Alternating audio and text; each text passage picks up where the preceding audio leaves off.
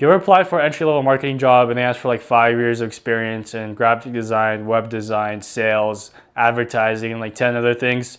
Yeah, it's actually way more common than people like to admit, and it could be very discouraging if you're trying to get into the field for the first time. So what that means for you is you need to figure out a way to build your experience even if you didn't have the first job, right?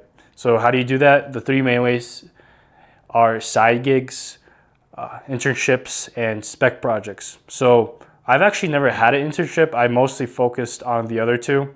So just to give you an idea, in my junior year of high school, I ran a very unsuccessful agency for around a year. I worked with 5 clients. I tried to run Facebook ads and do organic social media for them.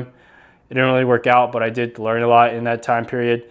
And I used that as experience in order to get my first part-time job in the university. And then I used that part-time job and then a spec project that I did to get my first full-time job. So, all of these things add up. The more of them you do, the better.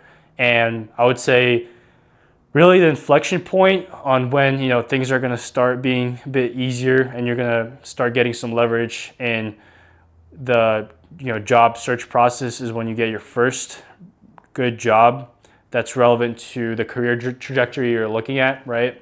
After that, you could start really pulling some strong evidence of experiences and case studies from your actual work. So that's that. And then I would definitely say networking is king when it comes to any kind of job that you apply for, but definitely entry level as well. So around 25% of marketing jobs are found through job listings, 35% are found through recruiters, 35% are found through referrals, and the other 5% are found through other means. Not sure what those are. Probably, I have no clue. I guess might want to look into that one. But the big idea here is 70% of it is through networking, which is recruiters and referrals. And in the beginning, you're not going to have a network, right? So you're going to have to do a lot of cold outreach, primarily through LinkedIn, email, Facebook could work as well. And you're going to want to connect with yourself with key members of the team in the companies you're looking to get hired at that could influence your ability to get a job there or not. So you don't want to go to the very top and you don't want to go to the very bottom. People at the very bottom, they don't have as much sway, and people that get hired, and the people on the very top might be too busy to even notice your message. So what I like to look for is the mid-level. So marketing directors, CMO could work, and then basically any managers, any people that seem like they're not entry level, like more in that mid-level, those are the people you want to connect with. So you could reach out to them, link them, send out connections, start sending very thoughtful messages. So, you don't want to be like, hey, I want to grab 15 minutes of your time to pique your brain.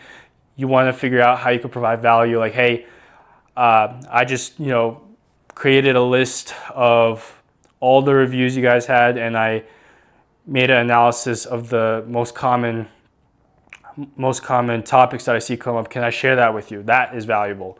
Hey, I found 10 viral video ideas in your industry that I've seen work really well, and I took those scripts and reformatted it to fit your business. I'd love for you, to take a look at those and see if they would be helpful. So, just 2 ideas of things that could work. Could also, what I've done for my spec project that I mentioned earlier is there's this protein powder that I used to drink a lot. I stopped using it because it just made me like shit, like crazy. But I made videos and graphics of ads that could be run on Facebook or Instagram. And I reached out to the company, but they're big enough where they didn't really care. But I made a small website, and I put all those ads in there, and I put in ad copy. I made it look as close as possible to being ready to be put out, into a campaign as possible. And that was, pretty cool evidence or experience to show to that first agency that I was applying to. And so a way that I used networking actually is I went out and I reached out to the founder on Facebook, and he told me about jobs that they're hiring for, and he sent me a link to apply. So that's what worked out for me. Again, I wouldn't recommend going directly to this to people on the very top, especially if it's a more established company. This one was a bit smaller, maybe like 50 to around 50 people working there at the time. So it kind of made sense, but I definitely going back, I would have tried to aim for someone more mid-level. And then one other trick you could do, or I guess you could call it a hack, is you could use their full name and try to guess what their email is. So there's tools like Veriphilia.com that lets you see if an email address is valid. So let's say the person's name is John Doe. You could try john@company.com, john.doe@company.com, and put those different variations in that are very common. And eventually you will find that you'll be able to collect some of their emails, and then you could do your outreach like that as well. So the last thing on this topic that I want to mention is organic social media is probably going to be the go-to entry-level marketing position that you're going to aim for. Reason being is it usually ties a lot of elements of marketing together really well, and it's also the one that involves the least investment and the most sweat equity. So if you run ads, you have to put a lot of spend behind the campaigns that you run to see if they perform. So that's higher risk to put and high responsibility to put on someone that's entry level.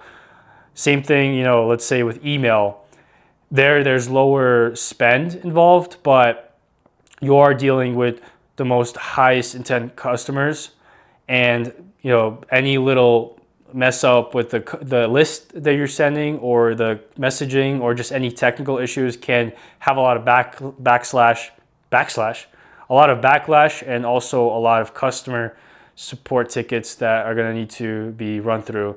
One mistake that I've made in my career, which was one of the most stressful ones, is I send out a campaign, and usually you do, hey, first name, comma.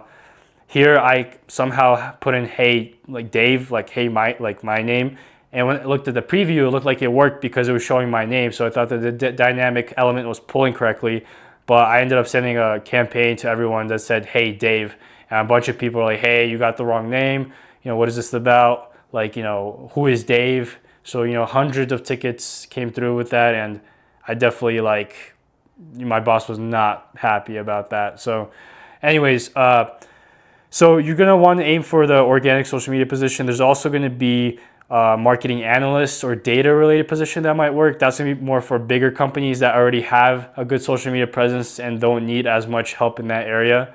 And they also have more data to work with in the back end. So, you're going to be looking at roles like marketing coordinator, social media specialist, content creator, marketing analyst. And even if they don't have that job listed, if you look at their social media and it clearly needs work, you could literally create a position for yourself. Because again, with the entry-level job, you're not going to be paid a lot, but it is a gateway through which you're going to be able to open up a lot more experiences, right? So, let's say I am a company and I sell bicycles, right? And I have an e-commerce store and an in-person store, and I have a social media presence, but that just means I have a handle. So there's no consistent posting, there's no videos, no nothing. If someone reached out to me from university, or someone young, or someone just getting into marketing, and they're like, hey, let me take over your organic social media for a month. If you like it, then let's talk about how I could work with you full time.